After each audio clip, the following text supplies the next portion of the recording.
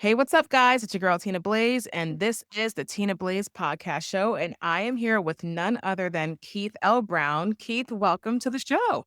First of all, let me say GOODJOB. Good job to you. Tina Blaze. The T is for trailblazing. The I is for inspiring. The N is for noble. And the A is for advocating because you are advocating for everyone to be motivated, elevated, and empowered. So I'm honored to be on one of the premier podcasts on tonight. Oh, thank you so much. That was beautifully said. No one's ever said that to me. Thank you. I appreciate that. I received that. Excellent, excellent. Yes, looking forward to this episode for sure. So I'd love to introduce you guys to Keith L. Brown, aka Mr. I'm Possible. I want to get into that. I love that. I'm possible, very positive. So Keith is actually a motivational speaker, empowerment coach, a mentor, and an education advocate. So definitely looking forward to tonight's episode. So Keith, first of all, where are you from? I'd love to get into that as well. Okay. Before I say that, let me give a shout out to Adrian Allen from the IPY agency, my purposeful publicist. I was born in Savannah, Georgia, raised in Jamaica, Queens, New York. So I claim both Savannah, Georgia and Jamaica, Queens, New York, that north-south flavor. So that helped shape me into the individual I am today, that north-south flavor. And ironically, that is really the passage for most African Americans in this country. We know that all of our roots, for the most part, started out in the South, and then we migrated to different parts of the country due to, of course, not slavery, but the enslavement of our great people. Exactly. I was gonna say I couldn't tell where your accent was from. I was thinking the North, but I couldn't tell. Yeah, Okay, nice. So you have a nice mixture of both, the best of both worlds. absolutely. Absolutely. All right, awesome. So I want to get into, I guess, your inspiration becoming a motivational speaker. So was there like a pivotal moment or experience in your life that shifted your path toward advocacy and mentorship? Actually, it all started during my childhood. During my childhood, I was labeled special ed. I was labeled risk, and I was labeled special ed because they said I talked too much. I was too hyper and I wanted to give all the answers. And so when you look at some of my past report cards from elementary school, it says talkative. I was the one who got all the S's satisfactory, the E's, but then when it came to using indoor tone of voice, I got an NI, which means needs improvement. What's ironic about that, Tina, is those are the same traits that get me booked globally. That I talk too much, I'm too hyper and energetic, and I want to Mhm. get all the answers. And so that was the foundation of me speaking on a global level, being labeled and mislabeled like most Black boys are in particular, and Black children in general. And so that led me to, I would say, the pivotal moment was in high school. It was in high school. And let me backtrack, really middle school. At junior high school 231, I won a citywide speak out contest. And I was in special ed winning a citywide speak out contest. And then when I was in high school, I used to recite Dr. Reverend Martin Luther King Jr. speeches all through high school. And I knew at that moment that I wanted to motivate and inspire the masses. I didn't know how it was going to happen. Family members always say, "You're going to be a preacher." You know how that goes. Anytime you can articulate well and you have that voice of power, they always say you're going to be a preacher. But I have my own ministry and it's inspiring and empowering individuals across the globe. So I could say that pivotal moment was in my adolescence when I knew, like a surgeon has a scalpel, I knew that the mic was going to be my scalpel and I would be able to perform surgery on hearts, minds, souls, and spirits and uplift them. I like that. I like that a lot. And I'm so happy that you were able to realize, what your passion was at such a young age. And I feel like a lot of Black people in general, they're misunderstood. They're misunderstood, they're mislabeled, that's just crazy. But I'm glad that you were able to step out of that and realize who you are. And now you're making a change and you're globally known. So that's amazing. Happy for you, for sure. So much. Of course. So I wanted to know, how was your upbringing? Because you just mentioned that a little bit. You touched on that a bit. How was your upbringing or educational journey? Like, how did that shape your passion for empowering others? let's talk about the upbringing because I grew up in a blended family. I Mm, like to say I grew up with two moms, two dads, brothers and sisters on both sides. That blended family dynamic where my biological parents did not stay together. And of course, my biological dad married my bonus mom. Okay. And my biological mom married my bonus dad. My bonus dad passed away in 2021 during COVID, and my bonus mom just passed away last week. So it has been, yeah, it has been a journey losing two of my four parents. But that was a part of the nurturing and the love that I received from all four of my parents. There was still some trauma there. Okay. It was not perfect. There were times when I felt that I was not wanted. Okay. There were times when I felt I was not wanted. And that's what happens oftentimes in a blended family when you don't always grow up with your biological family members. But I inherited some great brothers and sisters. I can say it like that.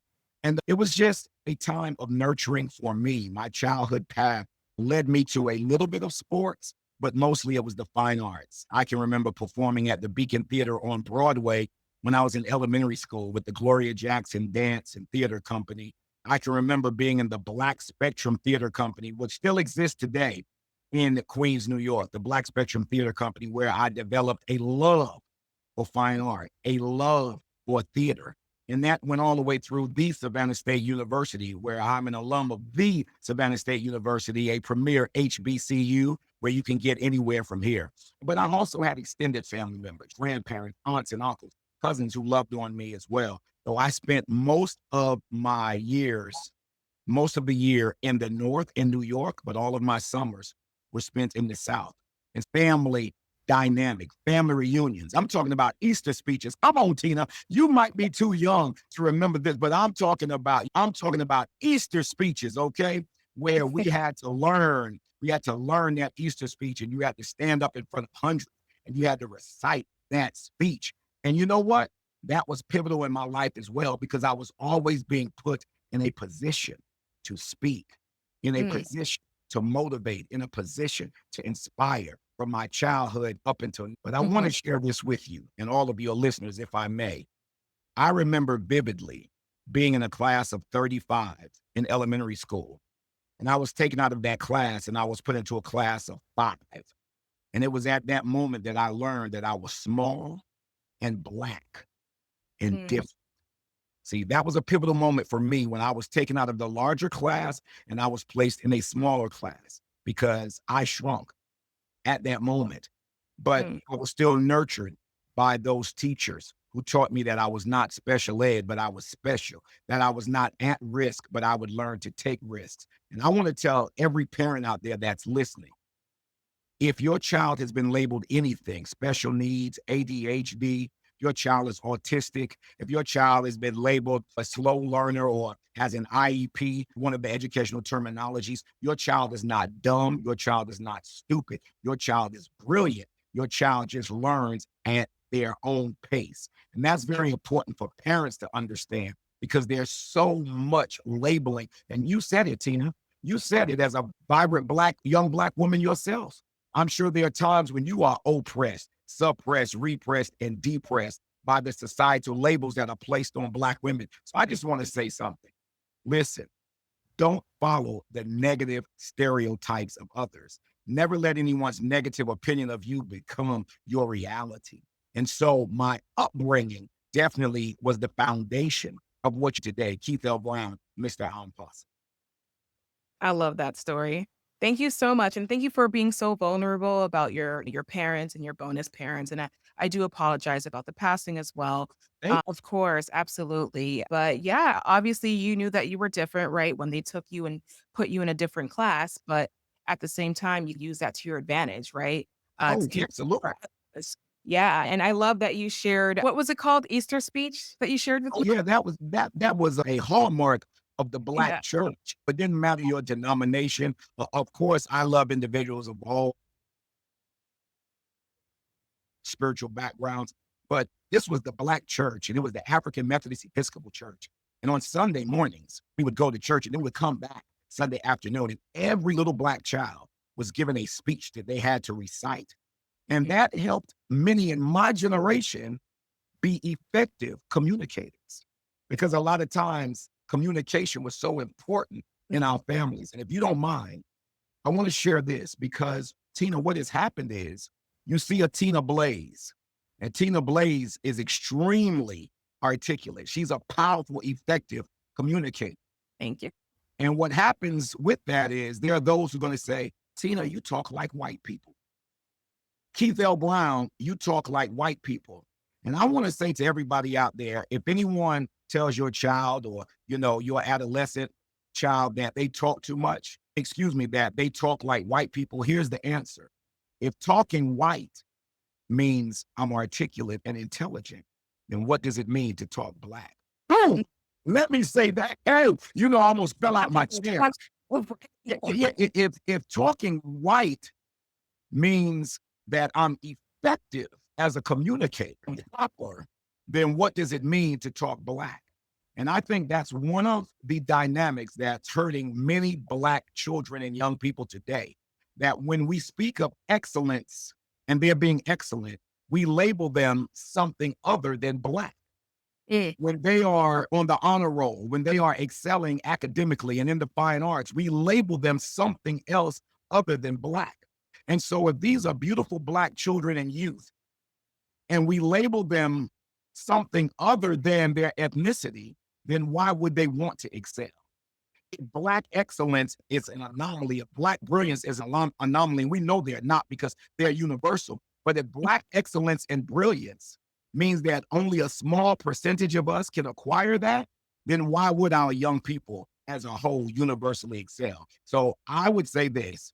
I want to go ahead and eradicate that notion, get rid of it, that black yes. people are anything other than black when they speak with Mm, power, efficiency, and effectiveness.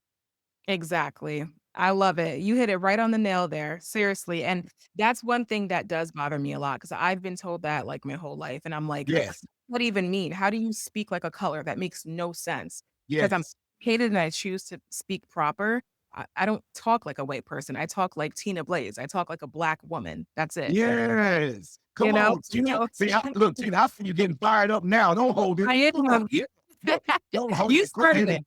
and this is the it's called Blaze for a reason, okay? Okay, and I will light you up. Stop. Okay. You are to be lit. To our young people out there, lit means leaders in training. So if you lit, you are a leader in training. Yeah. Yes, yes, exactly. Thank you so much. No, that I really appreciate you sharing that for sure. And a few more questions for you. I want to know what is your approach when it comes to mentoring someone who feels stuck or uninspired? Like, how do you go about that? First of all, when it's young people, the first thing I understand is that I must build a relationship. I must Mhm. build a relationship with that young person before I give any advice. I don't start when children, a lot of times when they come home from school, their parents will say, what did you learn in school today? And I often tell parents that should not be the first question. The first question should be, how are you today? Not even how was your day, but how are you today?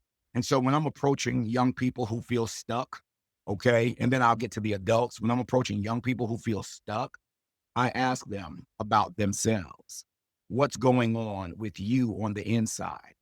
And they appreciate that so much more because then they know I'm genuine. So I engage them. I engage them from that perspective. I engage them from the perspective of the fact that you are brilliant, you are exceptionally outstanding. And I believe in them until they are intentional about believing with themselves. So I say this, if you want to really change the trajectory for a young person's life, then you have to connect with them.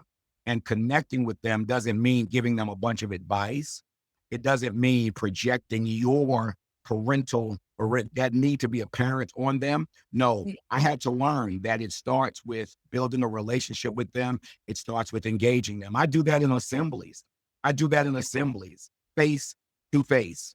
Okay. I start out with music. I let them know that I'm just as lit as you are. I'm not trying to be, all right, a teenager, but I must let them know that I can relate to them. I can relate to what they're going through. That's the reason I have so many of them following me on Instagram and TikTok because it's important that Uncle Keith, and they call me Uncle Keith, they don't call me Mr. Impossible.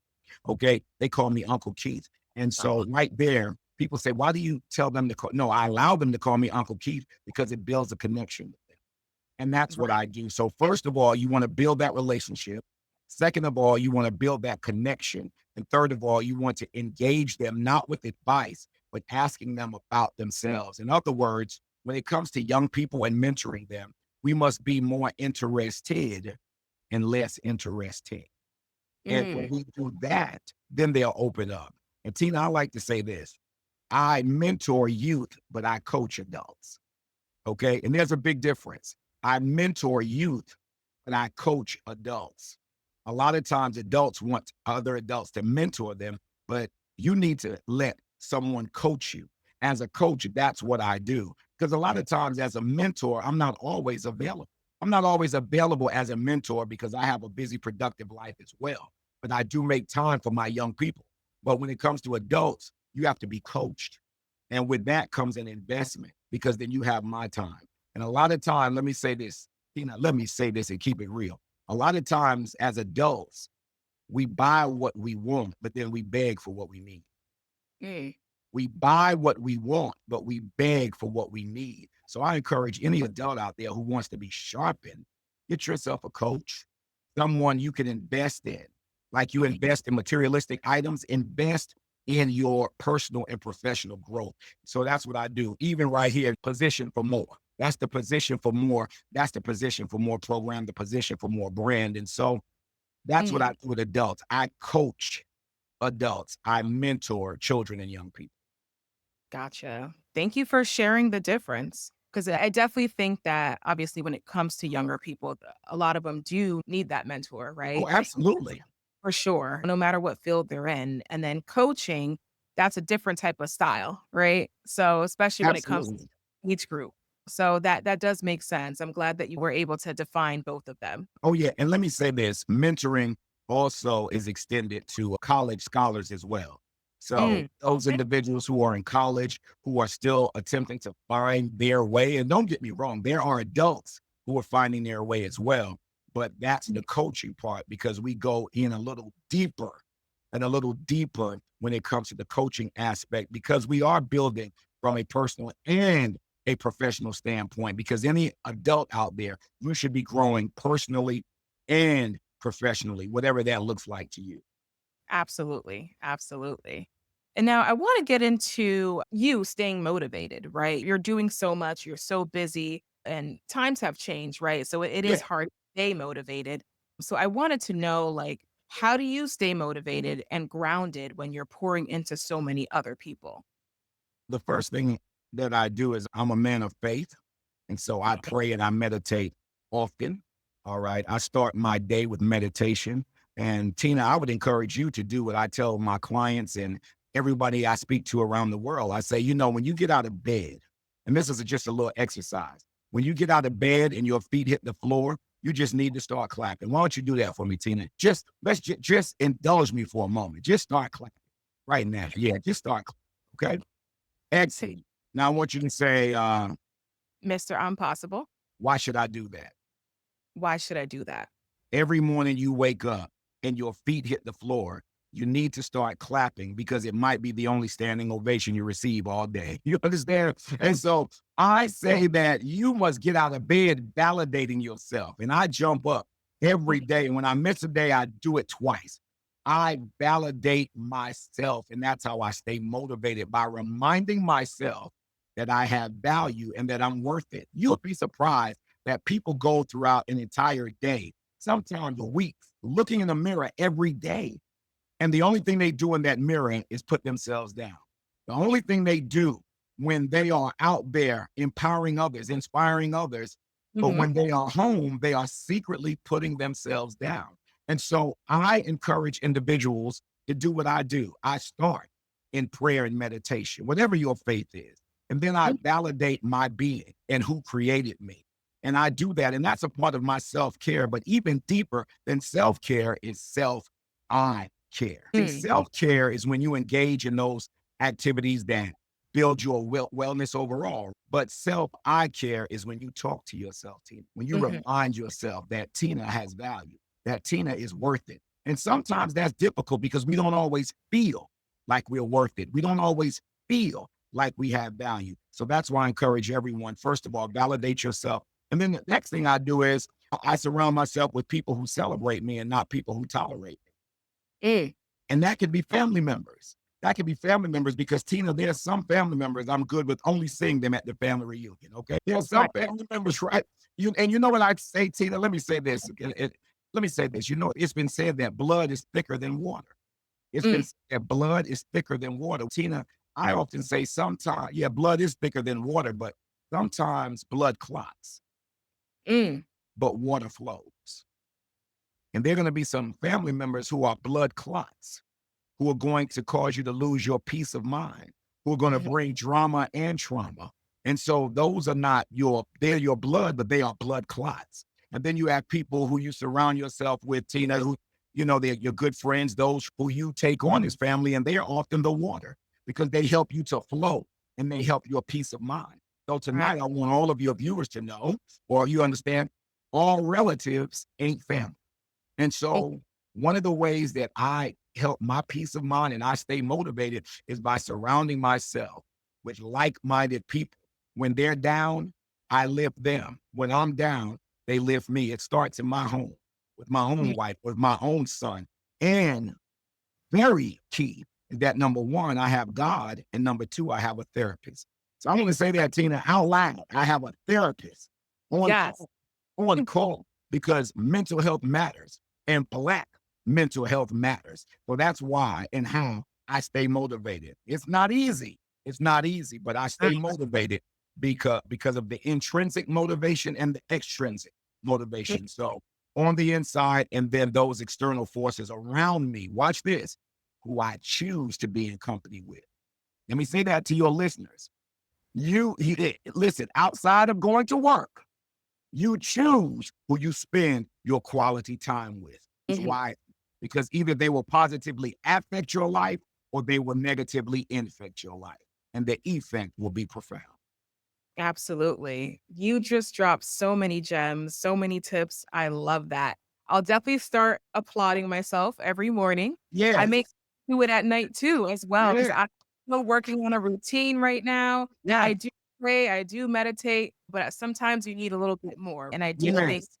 applauding yourself even for those small wins. Like, sometimes I forget to do that, and Yes. I feel like I need to start practicing that, and even just writing down my wins for the day. I think that's important for sure.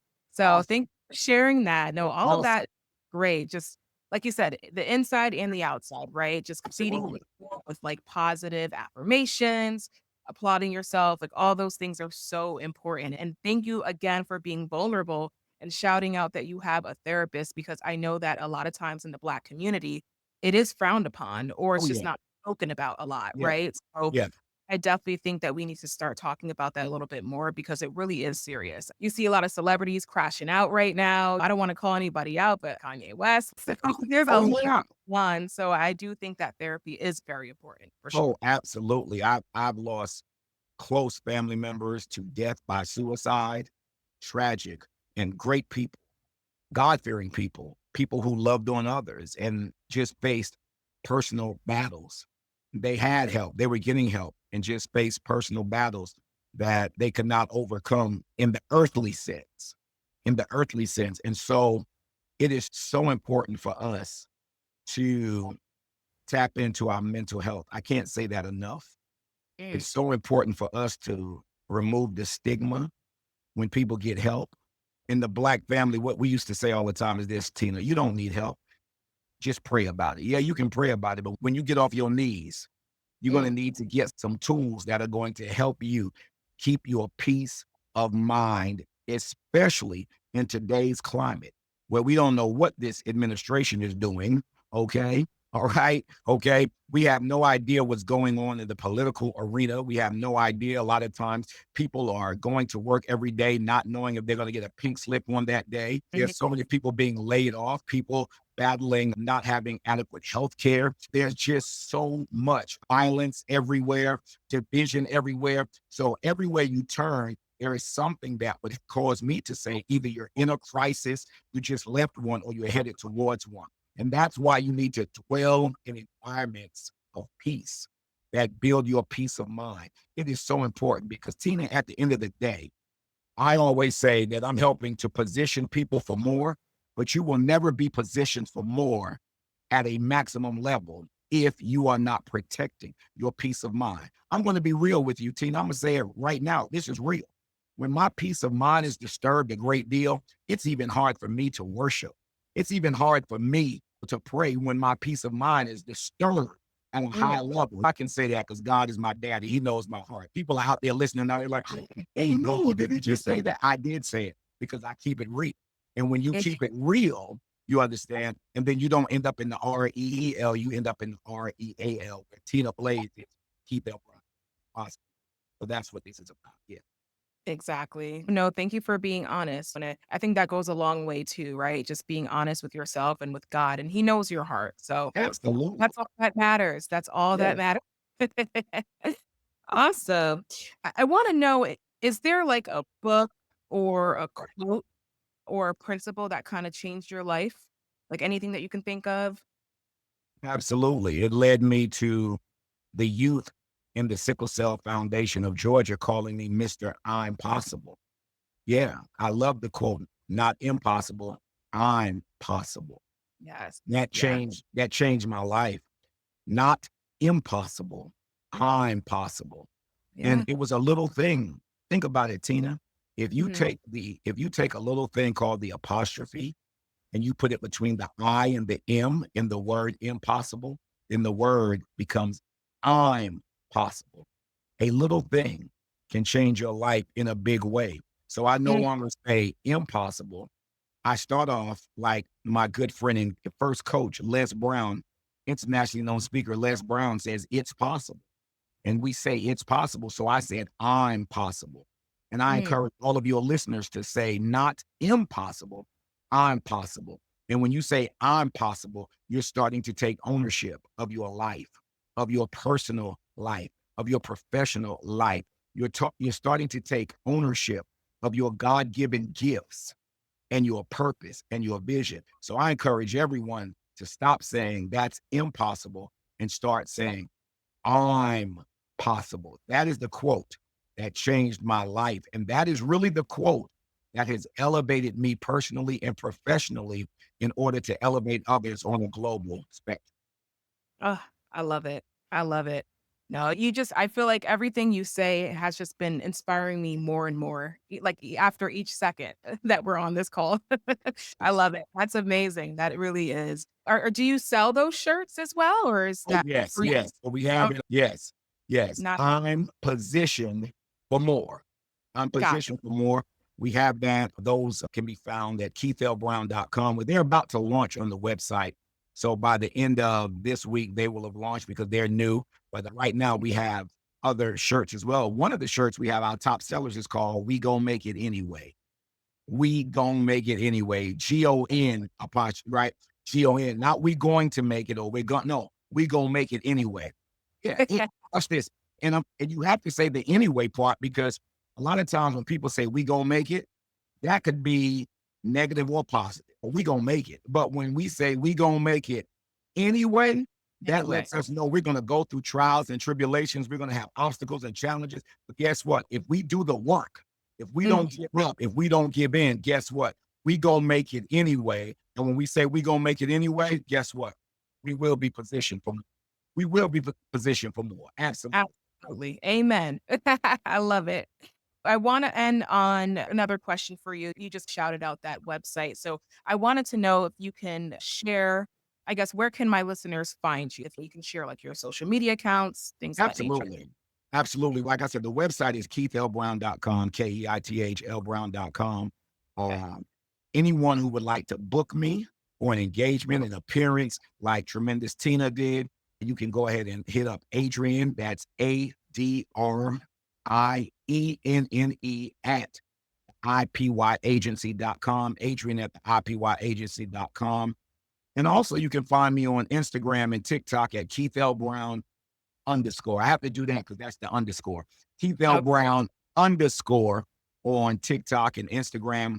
Keith L. Brown 1911, Keith L. Brown 1911 on Facebook, and Keith L. Brown, Mr. I'm Possible. People say, why 1911? Shout out to Omega Psi Phi Fraternity Incorporated, the brothers Okay. of the Omega Psi Phi Fraternity Incorporated. I'm a long time Omega, over 37 years now, I believe. And so shout out Mhm. to the Divine Nine as well, that does a lot of great work in our communities across the globe. But yes, Keith L. Brown underscore on Instagram. That's probably everybody's favorite. Hit me up, follow, shoot me a DM if you're interested in any coaching, because that's what we're doing now. Tina, first week in May, I'm about to kick off our new coaching program on Position for More. They can definitely, if you're looking to expand your impact, Mhm. influence, and income, come on to the I'm Position for More coaching program. Just shoot me a direct message and I got you covered. Awesome. All right, folks, you heard that. Make sure you follow Keith L. Brown. And this was great. Thank you so much. I love that share. I definitely need to get one of those. I Um, got you. Tina, oh, look, I got you. Yeah, thank you. No, I appreciate that. And that was actually, I did forget to ask you this question. You yeah. just touched on it. Any other new projects or mentorships that you're working on for Ab- this year?